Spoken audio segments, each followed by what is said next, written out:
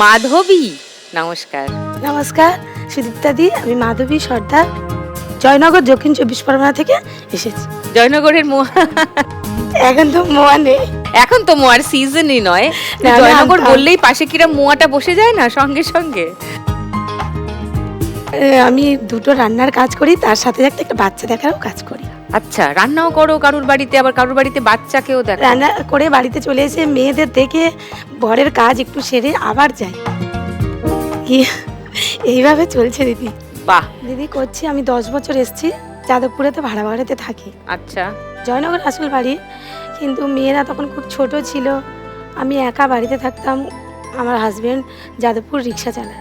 আচ্ছা। এবারে দু জায়গায় দুটো খরচা, তখন মেয়েদের একা নিয়েও আমি সামলাতে পারতাম না।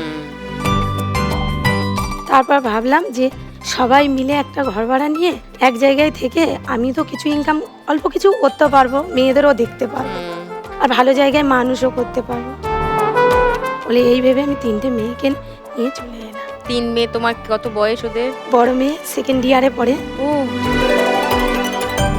মেজো মেয়ে 10-এ পড়ে, 10-এ পড়ে, ছোট মেয়ে 7-এ পড়ে।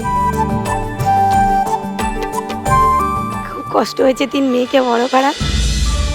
খুব আশা ছিল একটা ছেলের জন্য। কেন আশা ছিল? ছিল গ্রামের দিকে। কি লাভ হবে ছেলে হলে? জানি না দিদি, না জেনেই আশা করো তোমরা।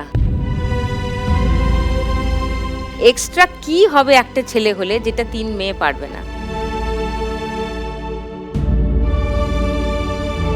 বলো না এই কথাগুলো, ওদের 3 জনের খারাপ লাগবে না শুনতে? খুব কষ্ট করে মানুষ করি দিদি, প্রচুর পরিশ্রম করি। সে তো হবেই। আমরাও 3 বোন, আমার বাবা মাও প্রচুর কষ্ট করে বড় করেছেন আমাদের 3 জনকে। আমি তো পারিনি কিছু শিখতে, মানে সময় পাইনি বলে কোনো কিছু শিখতে পারিনি। মেয়েকে একটু সেলাই শেখাচ্ছি। সেলাই? হ্যাঁ। বড় মেয়েকে? হ্যাঁ, বড় মেয়েকে। আচ্ছা। ওই যে কলেজের 2nd ইয়ারে পড়ে, তো মাঝে মাঝে ওর ফাঁকে ফাঁকে। আর বাকিরা? বাকিরা তো পড়াশোনাই করছে। তুমি যদি আজকে 1 লাখ টাকা যেত মাধবী, কি করবে? আমার গ্রামেতে একটু জায়গা আছে, ওখানে আমার একটা দোকান করার ইচ্ছা খুব। গ্রামে দোকান করবে? হ্যাঁ, আমি কি সারা জীবন কি আর ভাড়া বাড়িতে থাকবো? আবার ফেরত যাবে? আবার ফেরত যাবো। কিন্তু মেয়েরা চাইবে গ্রামে ফেরত যেতে? কি করবে, আমাদের তো সামর্থ্য নেই যাদবপুরে কিছু করার। যা জিনিসের দাম, জায়গার দাম, আমরা তো পারবো না।